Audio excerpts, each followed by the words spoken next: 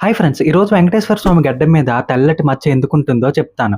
అనంతాల్ వారు చెరువు తవ్వుతున్న రోజుల్లో ఆయన భార్య గర్భిణి. ఈయన మట్టి తవ్వి బుట్టలో వేస్తే ఆవిడ ఎక్కడో దూరంగా వెళ్లి వేసి రావాలి. వెంకటేశ్వర స్వామి ఇదంతా చూసి అయ్యో! నిండు గర్భిణిని ఎంత బాధ పెడుతున్నాడో అనంతాల్ వారు అని ఒక చిన్న పిల్లాడి రూపంలో అనంతాల్ వారి దగ్గరికొచ్చి తాత నేను మీకు సాయం చేయాలా అని అడుగుతాడు. అనంతాల్ వారు ఆ పిల్లోడిని చూసి ఒరేయ్ పిల్లోడా! నువ్వు వేసుకున్న నగలు, నువ్వు కట్టుకున్న పంచ ఇవన్నీ చూస్తుంటే నీ నగలు నువ్వు మోసుకోలేకపోతున్నావు. నాకేం సాయం చేస్తావు?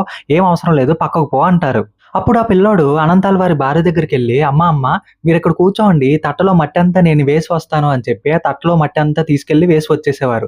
అనంతాల్ వారు ఇదేంటి ఇప్పటి వరకు ఇంత నెమ్మదిగా వేసేది ఇప్పుడు ఇంత తొందరగా వెళ్లి తట్ట పట్టుకొని వచ్చేస్తుందని వెనక్కి తిరిగి చూస్తే ఆ పిల్లోడు కనిపిస్తాడు. ఒరేయ్ పిల్లోడా నువ్వు మళ్ళీ పనికి అడ్డుపడుతున్నావా అని చెప్పి పరిగెట్టుకొని వెళ్లి పట్టుకుందాం అనుకుంటారు. వెంటనే ఆ పిల్లోడు ఒక చెట్టు ఎక్కిపోయి కూర్చుంటాడు. ఒరేయ్ పిల్లోడా కిందకి దిగరా నిన్ను అసలు ఏమి అన్నావు అని అనంతాల్ వార్లు అంటారు. తాత నువ్వు కొట్టనంటే కిందకి దిగుతాను అని ఆ పిల్లోడు అంటారు. ఒరేయ్ నిన్నేమి కొట్టనురా కిందకి దిగిపో అంటే ఆ పిల్లోడు దిగుతుండగా అనంతాల్ వార్లు మళ్ళీ పట్టుకుందాం చూస్తాడు. పిల్లోడు తప్పించుకుందామని పరిగెడతాడు. ఏంట్రా ఈ పిల్లోడు ఎంత అల్లరి చేస్తున్నాడని చెప్పి అనంతాల్ వార్లు కోపంతో చూసుకోకుండా పక్కనున్న గుణపం తీయగానే ఎదురుగా ఉన్న పిల్లోడు గడ్డం మీద తగిలేస్తుంది.